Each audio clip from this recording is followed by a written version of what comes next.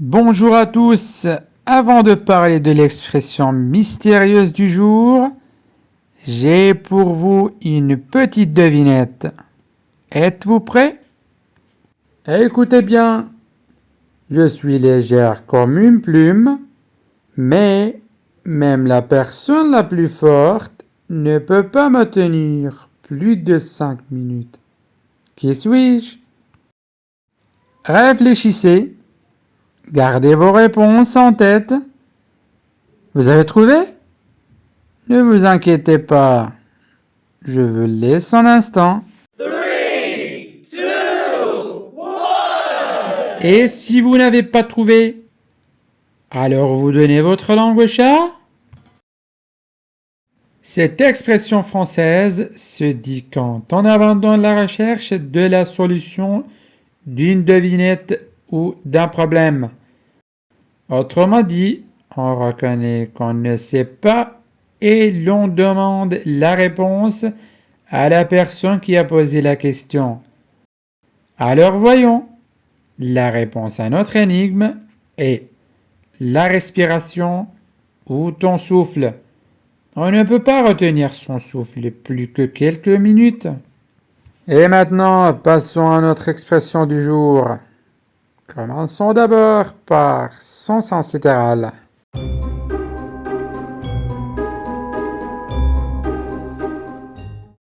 Dire donner sa langue au chat, c'est abandonner la devinette et demander la réponse.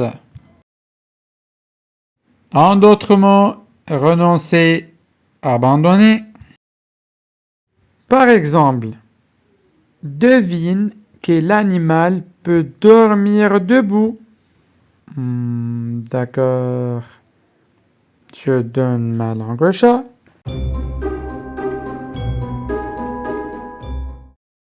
Au XVIIe siècle, on disait plutôt jeter sa langue au chien. Plus tard, au XIXe siècle, le chat remplace les chiens. C'est plus doux, plus malicieux. On cite aussi George Sand et son image de confiance crée au chat. Mettre quelque chose dans l'oreille d'un chat. Imaginez un voyage dans le temps. Salon du XVIIe siècle. Lettres et devinettes. L'expression évolue et le chat devient gardien des réponses.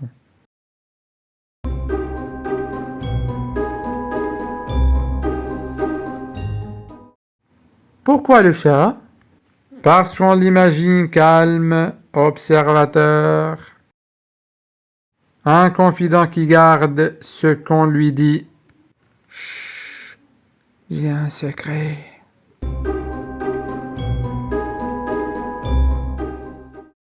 À vous de jouer. Quelque chose qui a des clés, mais n'ouvre aucune porte. Qui est-ce? Écrivez votre réponse en commentaire.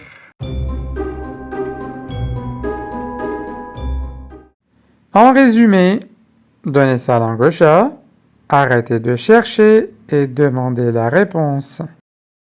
Exemple 1. Je n'y arrive pas. Je donne ma langue au chat. Exemple 2. Allez, dis-nous. Tu donnes ta langue au chat?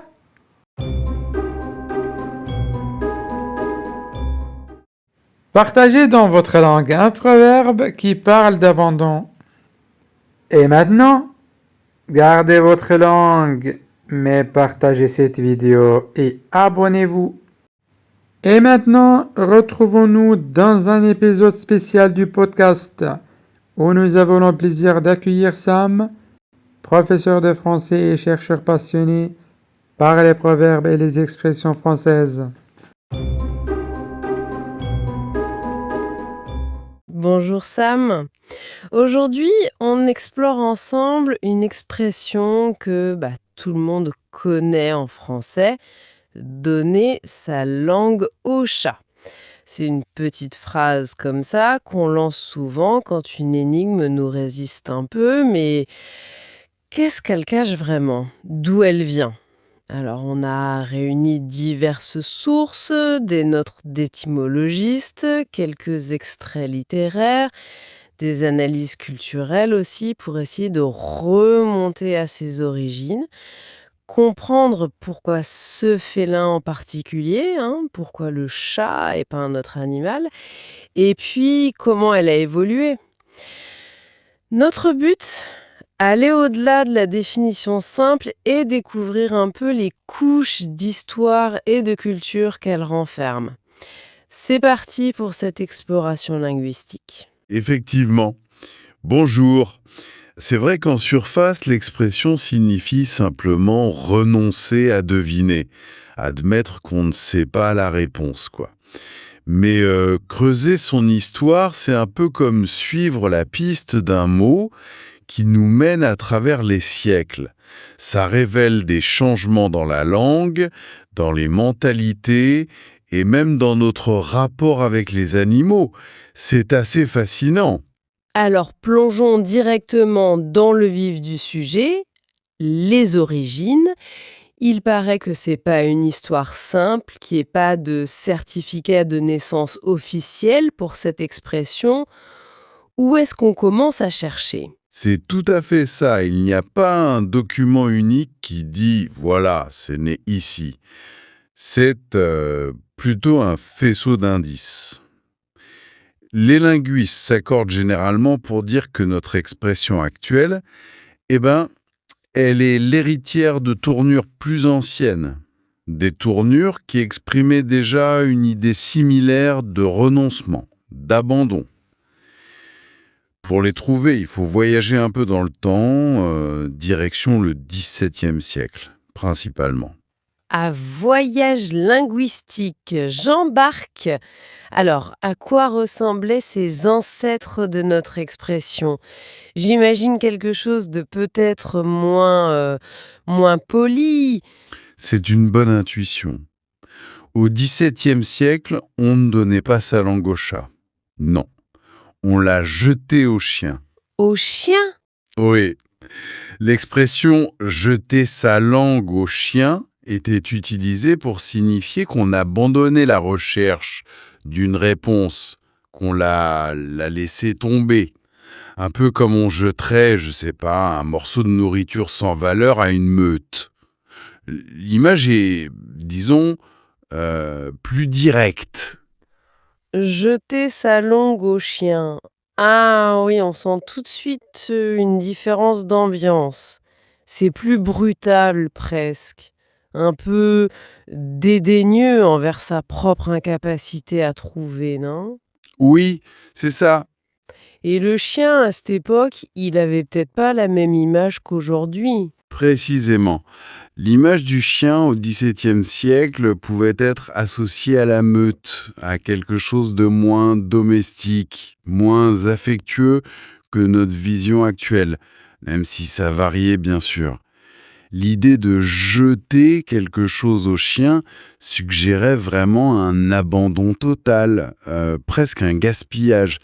D'ailleurs, cette notion, on la retrouve dans d'autres expressions de l'époque. Par exemple, on trouve aussi jeter son lard au chien. Ça signifiait clairement gaspiller quelque chose de précieux, le donner à qui n'en apprécie pas la valeur. Et encore plus proche de notre idée, il y avait abandonner sa part au chat. Ah, le chat apparaît déjà là? Oui, le chat apparaît déjà, mais dans un contexte légèrement différent. C'était plutôt céder quelque chose qui nous est dû. Mais toutes ces expressions, elles tournent autour de cette idée de renoncement, de perte, de laisser aller quelque chose. C'est fascinant de voir le chien et le chat coexister comme ça dans ses anciennes formes, même si c'est le chien qui dominait au début. Pour l'idée de renoncer à deviner, comment ça s'est fait, cette transition de 1? Pourquoi le chat a-t-il fini par gagner la partie et devenir l'animal emblématique de notre ignorance face à une devinette? C'est là que les hypothèses entrent en jeu. parce que la transition, elle n'est pas documentée étape par étape, hein. La théorie la plus répandue pointe vers un adoucissement progressif de l'expression jeter sa langue au chien, avec son image potentiellement violente, voire macabre si on la prend au pied de la lettre. Ça aurait commencé à paraître trop cru, trop fort pour simplement exprimer qu'on ne trouve pas la solution à un jeu, quoi. Oui, j'imagine mal aujourd'hui dire ça à des enfants qui jouent aux devinettes. Alors, tu jettes ta langue au chien? Ça casserait un peu l'ambiance. Exactement. Les sensibilités évoluent, c'est sûr. Au cours du 19e siècle, période où l'expression «donner sa langue au chat» semble vraiment s'établir, on observe un certain raffinement des mœurs et du langage dans certains milieux. Le verbe «donner», qui est plus neutre, moins agressif que «jeter», et puis le chat, perçu comme plus doux, ça aurait contribué à rendre l'expression plus acceptable, plus légère. C'est une explication logique, oui, liée à l'évolution sociale. Mais est-ce qu'il y a d'autres pistes pour expliquer ce changement d'animal vedette? Une autre hypothèse, souvent citée et assez séduisante, met en lumière le rôle possible des enfants. Ah, les enfants. Ouais. On sait que le langage enfantin peut parfois influencer la langue commune. Les enfants qui ont souvent une affinité particulière avec les chats, ils les trouvent plus câlins, plus joueurs, mais aussi plus énigmatiques que les chiens peut-être. Ils auraient pu spontanément préférer et populariser la formule «je donne ma langue au chat». L'idée que les cours de récréation aient pu être le laboratoire de cette expression, c'est amusant, hein? Mais bon, est-ce que ça ne simplifie pas un peu les choses? Le langage évolue par des mécanismes complexes quand même. C'est une objection pertinente, bien sûr. C'est qu'une hypothèse, et il est rare qu'un seul facteur explique un changement linguistique comme ça. Cependant, l'influence du langage des enfants sur l'évolution de la langue standard, faut pas l'écarter complètement. Des mots, des tournures popularisées par les plus jeunes peuvent parfois s'installer durablement. Faut voir ça comme une influence possible parmi d'autres, qui a pu jouer en faveur du chat. D'accord. Donc une combinaison probable. Une expression jugée trop crue qui s'adoucit et peut-être un coup de pouce de la préférence enfantine. Mais au-delà de ça, est-ce que le choix du chat lui-même n'est pas plus profond? Cet animal, il a une place particulière dans notre imaginaire, non? Absolument. Et c'est sans doute là que réside la clé la plus intéressante. Le chat, c'est pas juste un substitut plus doux au chien, non. Il apporte avec lui toute une charge symbolique qui colle parfaitement à l'idée de secret, de silence, de connaissance cachée. Dans la culture française et européenne en général, le chat est souvent perçu comme un animal mystérieux, indépendant, un observateur silencieux. Le fameux regard du chat qui semble tout comprendre sans jamais rien dire. C'est exactement cette image, hein. Le chat est souvent vu comme un gardien des secrets. Il sait, mais il ne parle pas. D'ailleurs, George Sand, au XIXe siècle, utilisait une expression très révélatrice, mettre quelque chose dans l'oreille du chat. Mettre dans l'oreille du chat. Oui. Et ça ne signifiait pas seulement confier un secret pour qu'il soit gardé, mais presque, presque pour l'oublier soi-même, comme si le chat absorbait le secret et le faisait disparaître dans son silence. Ah, c'est une nuance importante ça, hein. Le chat ne garde pas seulement le secret, il l'emporte, il le rend inaccessible. Ça résonne fort avec l'idée de donner sa langue, c'est-à-dire la réponse qu'on ne trouve pas. On la confie au chat, qui la garde pour lui. C'est ça. Tout à fait. Le chat devient le dépositaire silencieux de la réponse perdue. Et cette symbolique, elle est renforcée par d'autres éléments culturels. Par exemple, dans certains parlers du sud de la France, on trouve l'expression «et mangeat lango de cat». Et mangeate lango de cat. Qu'est-ce que ça veut dire? Littéralement, j'ai mangé la langue du chat. Et on l'utilise quand quelqu'un a soudainement du mal à parler, quand il est aphasique ou simplement quand il cherche ses mots, comme si le chat lui avait pris sa capacité à s'exprimer. Encore une fois, on associe le chat au silence, à la parole retenue, donc choisir le chat pour notre expression, ce n'était probablement pas anodin. Ça puisait dans un réservoir symbolique déjà bien établi. D'accord, donc le chat apporte une dimension de mystère et de silence que le chien n'avait pas dans l'expression d'origine. C'est beaucoup plus riche que juste un changement pour faire plus mignon en fait. Et si on regarde du côté de la langue plus populaire, l'argot, est-ce qu'il nous dit des choses sur la perception du chat? Oui, l'argot, ce langage informel, souvent très imagé et en constante évolution, est un bon indicateur des perceptions collectives, c'est vrai. Pour le chat, il existe un surnom assez répandu qui remonte au 19e siècle, greffier. Greffier, comme le fonctionnaire au tribunal? Le lien, il saute pas aux yeux là. Ah non, le lien est purement sonore et humoristique. C'est un jeu de mots en fait. Ça repose sur le jeu de mots entre greffe, le lieu où travaille le greffier, ou l'acte d'enregistrement judiciaire, et puis griffe, l'outil par excellence du chat. Ah d'accord. Greffe, griffe. C'est ça, c'est une pirouette linguistique typique de l'argot. Mais ce surnom, greffier, bien qu'amusant, véhicule peut-être aussi une image du chat comme un observateur méticuleux qui enregistre tout, un peu comme le greffier au tribunal, qui note tout. Je vois l'image. Le chat assis sur une pile de dossiers avec ses petites griffes prêtes à prendre des notes. C'est assez cocasse, oui. L'image est plaisante, en effet.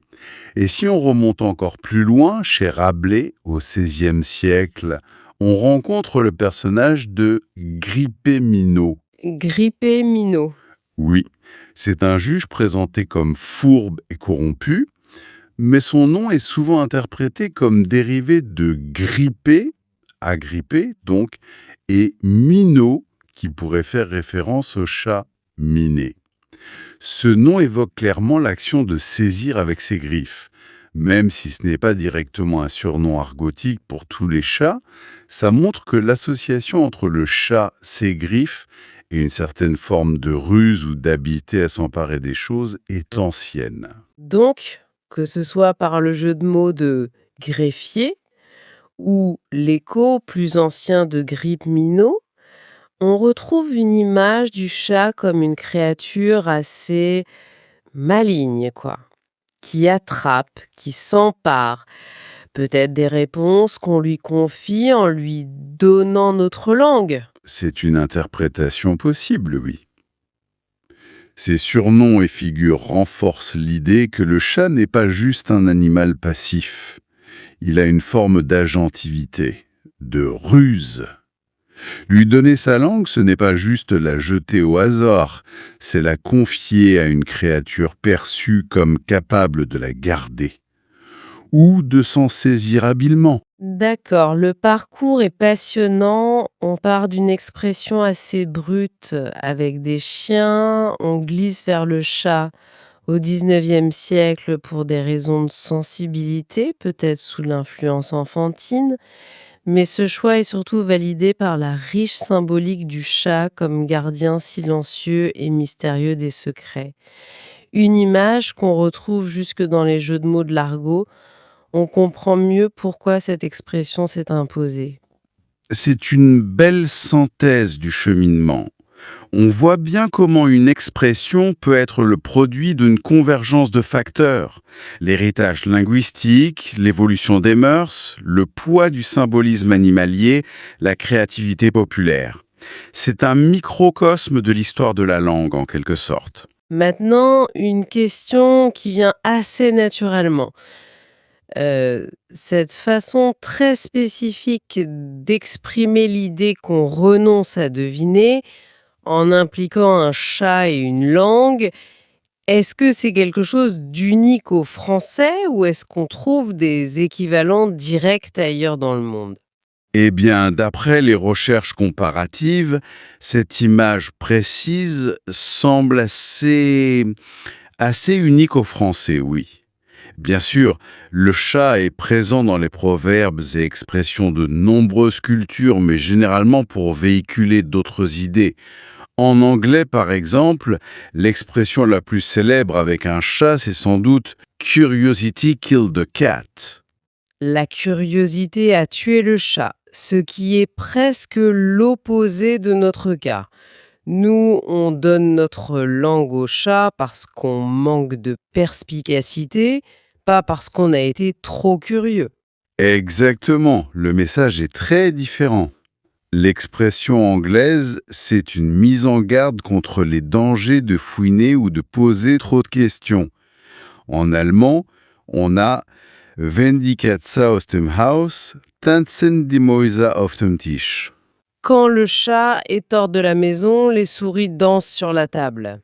C'est ça, ce qui correspond à notre "quand le chat n'est pas là, les souris dansent". Ça parle de discipline, de surveillance, un tout autre domaine sémantique.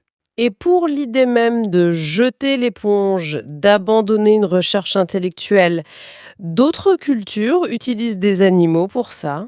Pour exprimer ce concept spécifique de renoncement face à une question ou une énigme, les autres langues utilisent généralement des métaphores différentes, qui n'impliquent pas le chat de cette manière. L'exemple que vous citiez tout à l'heure est intéressant. Dans certains dialectes arabes du Maghreb, on peut dire "Ba'at Hamari", Ba'at Hamari, ce qui se traduit littéralement par "j'ai vendu mon âne". j'ai vendu mon âne. C'est très imagé aussi. Qu'est-ce que ça représente l'âne ici? Alors, l'âne représente souvent la persévérance, l'obstination, parfois même la bêtise dans le sens d'entêtement, tu vois. Donc vendre son âne, c'est renoncer à cet effort, abandonner la partie, se rendre. L'idée générale de renoncement est là, mais l'image et l'animal sont complètement différents. Ça montre bien comment chaque culture puise dans son propre bestiaire symbolique et ses propres métaphores pour exprimer des concepts universels. Notre "donner sa langue au chat" est donc bien une perle typiquement française. Ça lui donne encore plus de charme finalement. Et puisqu'on est sur le thème de la langue et du chat, et qu'on voit à quel point ils sont ancrés dans l'imaginaire français, peut-être qu'on peut rappeler quelques autres expressions courantes qu'ils utilisent, juste pour montrer leur omniprésence. Volontiers. La langue française est effectivement truffée d'expressions avec ces deux mots. Pour la langue, on a bien sûr avoir la langue bien pendue, être bavard, et son contraire implicite, ne pas avoir sa langue dans sa poche, parler franchement. Il y a aussi tenir sa langue, garder un secret, avoir un mot sur le bout de la langue, ne pas réussir à souvenir d'un mot précis, ou le sage conseil, tourner 7 fois sa langue dans sa bouche avant de parler. La langue est vraiment associée à la parole, au secret, à la communication. C'est vrai. Et pour notre ami le chat, on en a déjà croisé quelques-unes. Oui, outre quand le chat n'est pas là et le fameux greffier, on a le très direct appeler un chat, parler sans détour. Il y a aussi avoir d'autres chats à fouetter, avoir des soucis plus importants, jouer au chat et à la souris, se chercher, se provoquer sans confrontation directe, ou encore l'expression de solitude «il n'y a pas un chat». Et n'oublions pas, retomber comme un chat sur ses pattes, bien se sortir d'une situation difficile. Le chat est vraiment polyvalent dans nos expressions, tantôt symbole de franchise, tantôt d'agilité, de jeu, d'absence ou de préoccupation. C'est fou. C'est vrai, cette exploration nous fait réaliser à quel point notre langage quotidien est peuplé d'images héritées comme ça. Alors, pour revenir à notre expression du jour, donner sa langue au chat, comment on l'utilise concrètement aujourd'hui? Est-ce qu'elle a toujours sa place? Mais oui, elle est toujours bien vivante et très utilisée, principalement dans des contextes informels et ludiques, c'est sûr. Son terrain de jeu favori reste les devinettes, les quiz, les charades. Quand on bute sur une question, après avoir réfléchi un peu, lancer un «bon, j'abandonne». Je donne ma langue au chat, c'est une façon socialement acceptée et même un peu charmante de déclarer forfait. C'est plus doux que de dire je suis nul ou j'en sais rien. Ça dédramatise un peu l'échec. Exactement.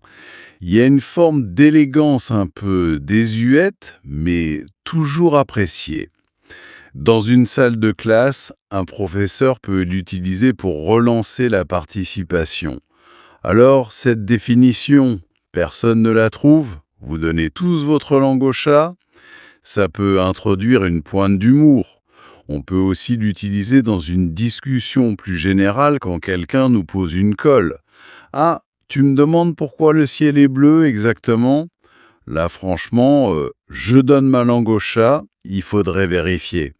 C'est une manière polie d'admettre son ignorance sur un point précis. Donc, elle garde bien sa fonction, une manière légère et imagée de passer son tour intellectuellement.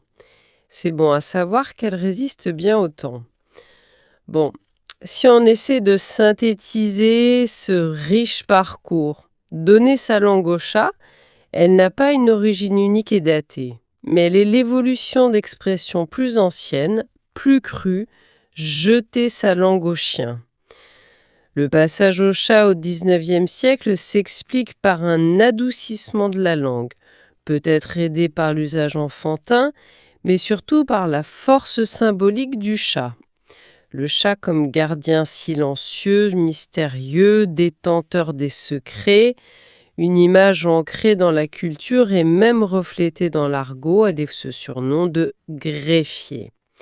Et c'est une expression typiquement française dans son imagerie. C'est une excellente façon de résumer, oui. Ce qui est particulièrement frappant, je trouve, c'est de voir comment une simple expression idiomatique condense autant d'éléments. L'évolution phonétique et sémantique, les changements de sensibilité sociale, le poids des représentations culturelles d'un animal, la créativité linguistique. C'est une véritable archive vivante en fait, une petite fenêtre sur des siècles de langue et de culture française. Chaque fois qu'on l'utilise, on réactive, sans forcément s'en rendre compte, toute cette histoire complexe. Ça donne le vertige quand on y pense, et ça invite peut-être à être plus attentive aux mots qu'on emploie au quotidien. D'ailleurs, cela m'amène à une dernière réflexion. On a vu à quel point cette expression animale est chargée d'histoire et de symbolisme. Ne pourrait-on pas se poser la question pour toutes les autres expressions qui mettent en scène des animaux dans notre langue? Qu'est-ce que avoir une faim de loup, être une tête de mule ou même pleurer des larmes de crocodile nous disent vraiment sur la façon dont nous percevions ou percevons encore ces animaux, et par extension sur certains traits humains. Explorer l'histoire cachée de notre bestiaire linguistique, voilà peut-être une piste pour continuer à s'étonner de la richesse de notre propre langue. N'oubliez pas de vous abonner à la chaîne, activez la cloche pour recevoir toutes les nouvelles vidéos. Regardez aussi nos vidéos précédentes.